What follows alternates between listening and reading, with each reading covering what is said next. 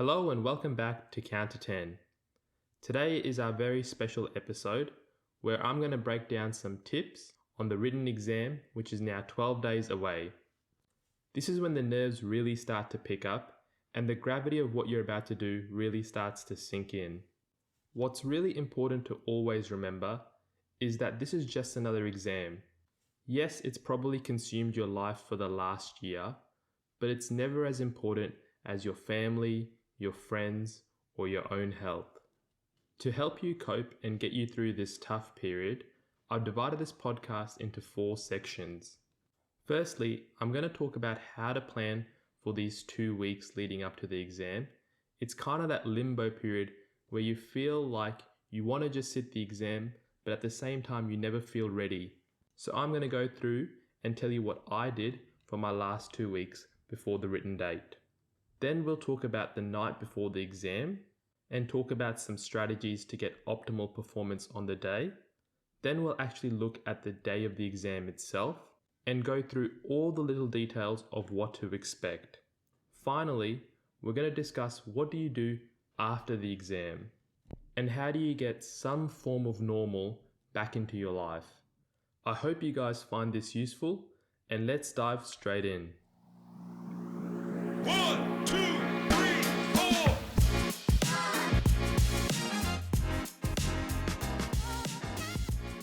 Now, I found this planning phase where you're 2 weeks out from the exam really hard to actually figure out what I wanted to do. The key thing is you want to be efficient with your time. So how do you do that? The first thing I did was actually make a study plan for these 2 weeks and wrote down what I was going to do on every day. The important thing to consider is what's your work-life situation like? I was lucky enough to have 2 weeks off before the exam, but I know that that's not possible for everyone, depending on which hospital you're working at. So you need to figure out if you're going to have at least 1 week off or 2 weeks off. By this time, you should already know if you listen to the podcast. And what that's going to allow you to do is figure out what to review when and where.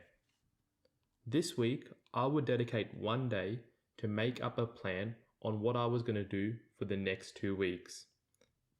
In that plan, I would have exactly the day I was going to meet up with my study group, when I wanted to sit practice exams, and figure out what notes do I definitely need to revise and leave time for to go over again. In my case, I felt it was really important to go over pharmacology, specifically making sure I had all the PK data in my head as close to the exam as possible. So the topics I really wanted to cover were opioids, muscle relaxants, cardiac pharmacology, and inhalational pharmacology. Questions on these 4 topics are common, but importantly, questions from these topics tend to be compare and contrast a certain drug. So I wanted to make sure that I knew all my PK data for these specific topics really well. The other thing I did is I dedicated 1 day just to go through Mac 95. I did 2 things on Mac 95 that I thought were very useful. The first thing is I made a list of all the questions that had a pass rate less than 50%, and a second list of all the questions that had a pass rate less than 30%. Realistically, it was too much to go through all the topics, so I focused on all the big ones. So I looked at respiratory, cardiovascular physiology, general pharmacology, miscellaneous pharmacology, and equipment. Then 2 to 3 days before the exam, I looked at that list and made sure that I could have a quick answer to every question. I would only look at that question for less than a minute, and if I thought I could answer it, I would move on. If I couldn't, then I would just look at the model answer from Ketamine Nightmares, look at the headings, and then move on. The other thing I did when I looked at Mac 95 on that day was look at all the learning objectives and try to see which learning objectives had not been asked as SAQs. Doing this, I was surprised to see what they hadn't asked and what they could ask on a bad day. Now, certainly, questions like describe vital signs for children of different ages are unlikely to come up as a learning objective turned into an SAQ, But you could see how a question that was, describe how the baricity of agents used and positioning of patients may affect the extent of block in a spinal anesthesia, could be easily asked as an SAQ. There are also just some real layups from the respiratory and the cardiovascular system that they're just waiting to ask, like discuss the structure of the chest wall and diaphragm and the implications for respiratory mechanics. And a hint is, if you find these questions haven't been asked in the ANSCA exam and they have been asked in the KICM exam, they're at an even higher risk of coming up for our exam. Now comes the question on what to do with your study group. I found this quite difficult because sometimes I wanted to just be in my own zone doing my own study, but I knew that the study group would be useful in making sure that I had a mental break and looked at things that I wasn't covering myself. What I would recommend is that if you have a study group, in the last 2 weeks leading up to the exam, make sure you clearly identify and plan out what days you're going to meet up and for how long, and what you're going to cover in each session. For our study group, we had a plan where we were only going to cover the past SAQs from the last 5 years of exams and only look at the SAQs that had a pass rate less than 50%. Essentially doing this, we were frequency gambling on SAQs that we thought would be asked again. Now moving on and looking at the last week before the exam, my goal here was to try to mimic the conditions of the day of the exam. I purposely left the last 4 SAQ papers to do in the last week, and I had some mock MCQ papers that I had collected over that time as well. So on the Monday, Tuesday and Wednesday, I recreated the exam conditions, which were to get up at the same time I would get up on the day of the exam and start my perusal for my MCQs at 8:50, just like it would be on the day, then give myself the 2.5 hours to do my MCQs. Then I would start my perusal for my SAQ exam at 1:45, and then I would start my exam at 2 o'clock.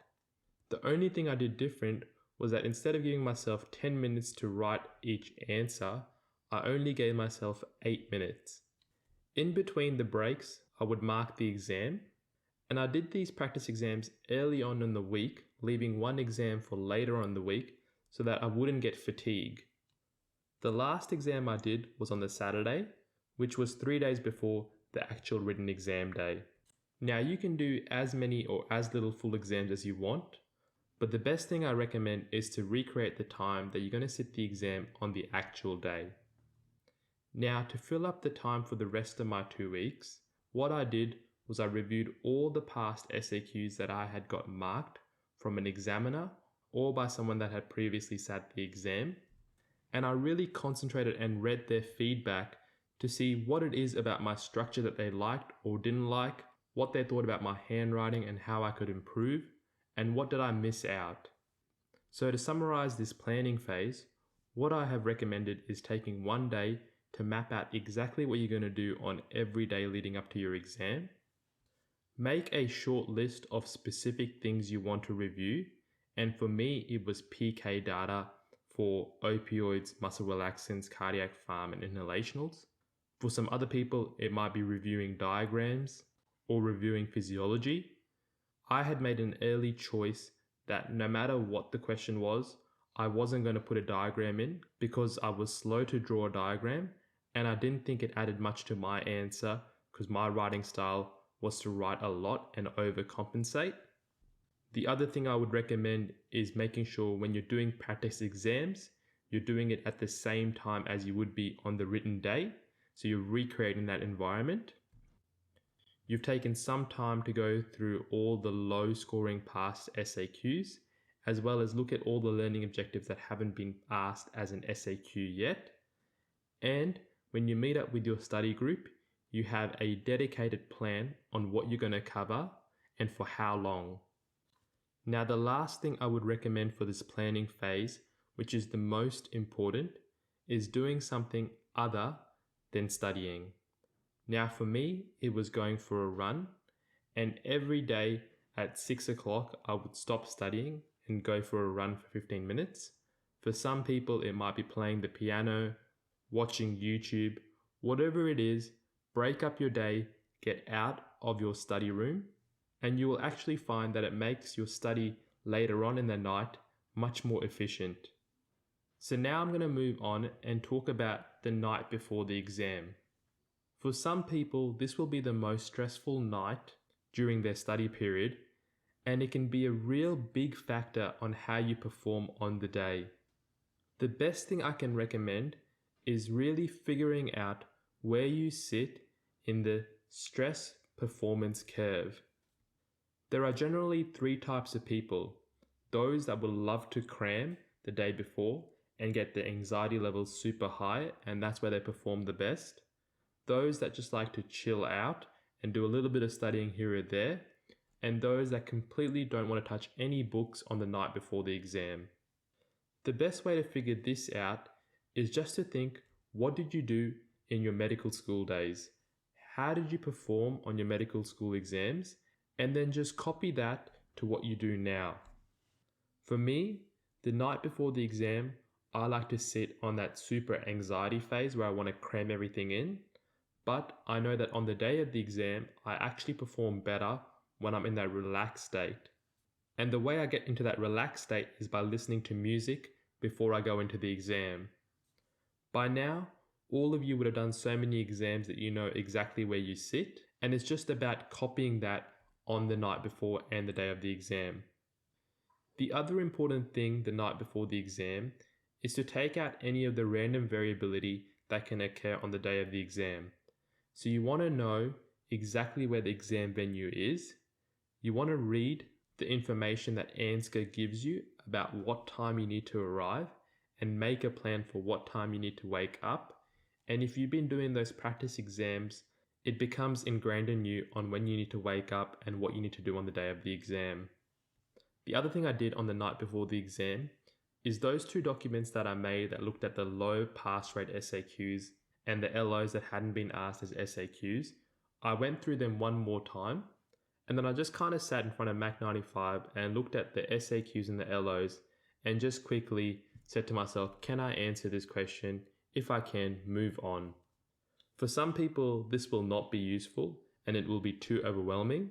So it just goes back to figuring out where you sit on that stress performance curve. Now, the biggest tip I got from someone is that if you're someone who needs medication to help them sleep the night before, don't try that medication for the first time the night before the exam.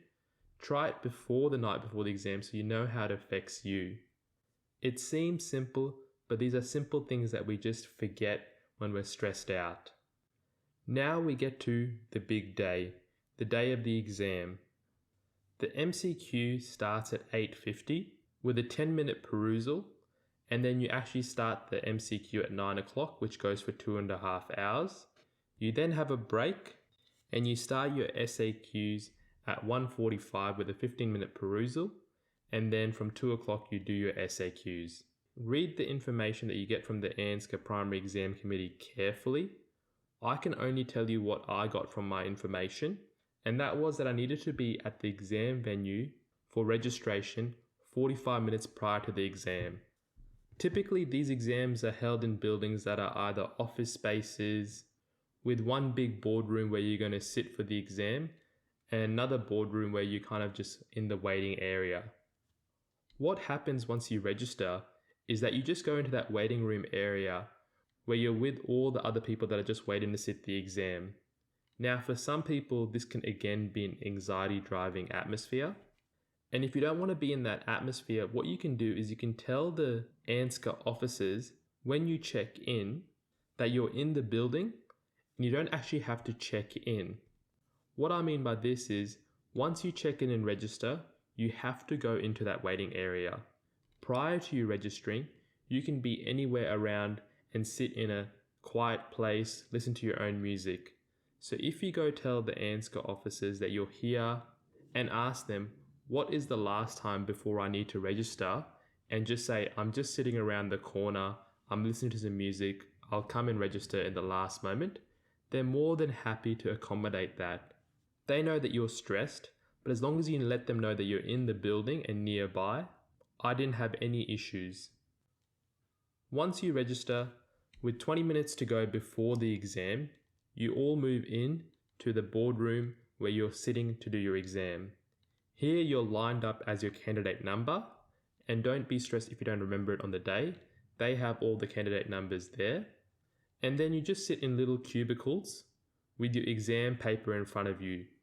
Each cubicle has a divider, and there's a big projector screen in the room that has the clock on it. There are multiple clocks throughout the room, so timekeeping is not an issue. You'll get some bottled water during this time, and there'll be some nervous energy because everyone's too anxious to talk. And so for that 10-15 minutes, you're just kind of sitting there in front of your exam paper. Because it's just clear white exam paper, if you have the ability to read the exam paper upside down and read writing that's backwards, you can actually see the last 3 MCQs on the exam sheet. Once you've done your MCQ, you again have a big break between your MCQ and your SAQs. And here, it's really important again to figure out what's important for you. Are you the type of person that wants to quickly meet up with people and go through all the MCQs that you think you got right or wrong? Or do you want to be alone and not think about the exam you've just sat? Have this plan early in your head and just stick to it on the day. The same process again is repeated for the SAQ. So again, you could tell them that you're going to be just around the corner if you don't want to go into the waiting room after your registration, because in that waiting room, you can't really use your phone or electronic devices. So if you want to listen to music, it's better to just wait till the last second before you need to register. Now, the 2 important things with the SAQ exam that I found really helpful was having some Panadol and Nurofen prior to the SAQ section. So I had this at lunchtime, and I had never taken it before for a previous practice exam. So it was just a nice feeling to have, having no pain as you're writing your answers in the actual game day. The other important advice for the SAQ portion is in your perusal time, on your exam paper, write down where you want to be time-wise with every question next to it. And figure out in your head what's the maximum time you can go over each time limit you've set.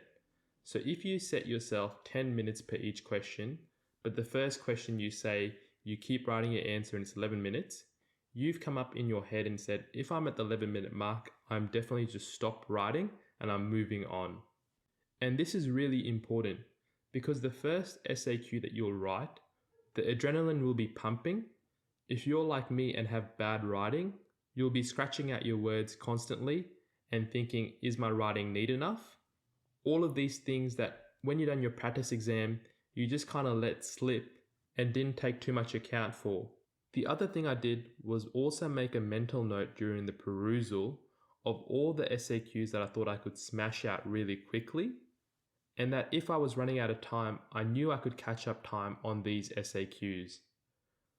The funniest thing is that on the day of the exam, I had practiced all my SAQs to 8 minutes, and the very first SAQ that I was writing my answer took me 11 minutes.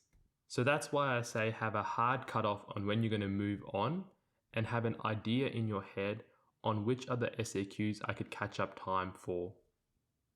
Now it brings us to, what do you do after the exam? The first thing you should do is party and have fun, but in reality, the night of the exam, after doing the exam, was actually the night where I couldn't get any sleep. Because my mind was racing and thinking about all the SAQs on what I could have done better, what mark I got, I just couldn't stop my mind from thinking. It's really hard to switch your mind from go, go, go mode to relax mode. And the day after the exam, you can't help but feeling guilty that you're not studying. For me, what I found was that I needed some closure from the SAQ exam. I needed to find out what my results were straight away. And so what I did was, on the day after the exam, which sounds ludicrous saying it out loud now, I actually sat in front of my exam paper again, and I wrote down what I thought my lowest mark could be for each question and what my highest mark could be for each question. I then calculated it all and figured out where I'd sit on the percentage score and whether I had enough to get a Viva invite or not. Doing this actually strangely helped me. I know for some people this will not be an issue, but for me, I just couldn't turn my brain off. It took around about 3 to 4 days to finally get into a relaxed state. And what I can recommend is that you at least need 2 weeks off after your written exam, just as a mental de-stress before you start to rethink about Vivas. In retrospect, what I really should have done is taken another week off after my exam and planned a trip as my goal to look forward to after I completed the exam. Now, what I've shared with you today is just my experience of going through the ANSCI exam.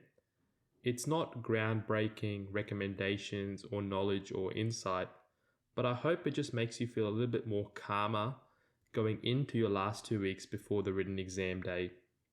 What I kind of wanted to get across was that we're all in the same boat and we all have the same feelings, but we get so isolated when we're studying that we start to lose the bigger picture.